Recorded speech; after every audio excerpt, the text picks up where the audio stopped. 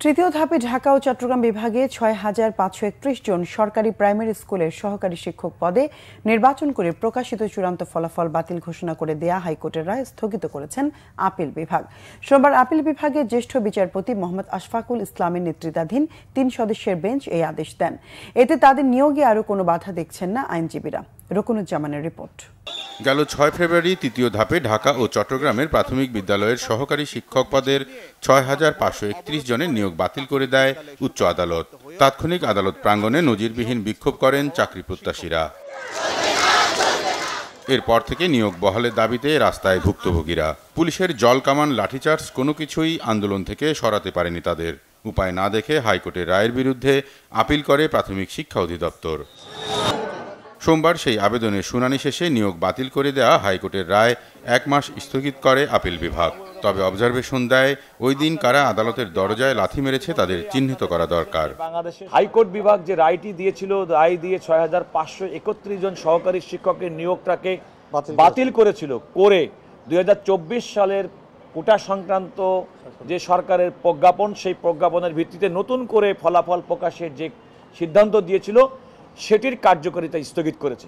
এর ফলে এই ৬,৫৩১ জন শিক্ষক যারা চূড়ান্তভাবে নির্বাচিত হয়েছিলেন এবং যারা যোগদানের অপেক্ষায় ছিলেন, তাদের যোগদানের ক্ষেত্রে আর কোনো আইনগত বাধা রইল না। যে এদের সবার নিয়োগ হয়েছিল, এদের সবার নিয়োগ কনক্লুডেড হয়েছিল আগের সরকারের সময়, কিন্তু আদালতের কাছে সেটা বিচার্য বিষয় হয়নি। আদালত যেই সাংবিধানিক বিচারের মানদণ্ড ফলো করে ২৭ বিসিএস এবং নির্বাচন কমিশন ডিল করেছেন, সেই একই মানদণ্ড, একই সাংবিধানিক দায়বদ্ধতা, সংবিধানের প্রতি অনুগত থেকে, ন্যায় বিচারের প্রতি কমিটেড থেকে এরা কোন সরকারের আমলে নিয়োগপ্রাপ্ত হয়েছে সেটা দেখেননি। আজকে ওনাদের প্রতি ন্যায় বিচার করেছেন। আপনাদের মাধ্যমে পুরো জাতির কাছে এই জিনিসটা আমরা জানালাম যে সবাই যেন বিচার বিভাগের প্রতি আস্থা, শ্রদ্ধা আবার ফিরিয়ে আনেন, এবং আমরা এই আশাবাদ ব্যক্ত করতে পারি যে সামনের যে দিনগুলো আসবে অবশ্যই বাংলাদেশে ন্যায় বিচার প্রতিষ্ঠা হবে।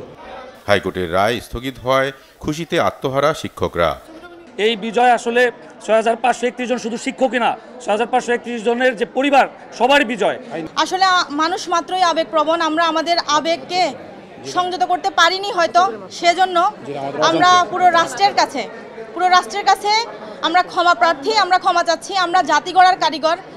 আমরা আপনাদের সবার কাছে সাংবাদিক ভাইদের মাধ্যমে আমরা একটা প্রতিশ্রুতি দিচ্ছি, আমরাই আগামী ভবিষ্যতে আমরা যে জাতি গড়ার কারিগর সেটা স্পষ্টভাবে প্রমাণ করে আপনাদেরকে দেখাবো ইনশাআল্লাহ। গত বছরের জুলাইয়ে সরকারি চাকরিতে কোটা পদ্ধতি বাতিল করে রায় দেয় সর্বোচ্চ আদালত। এই রায়ের ফলে কোটার ভিত্তিতে সরকারি প্রাথমিক বিদ্যালয়ে সহকারী শিক্ষক পদের ৬,৫৩১ জনের নিয়োগ অনিশ্চয়তায় পড়ে।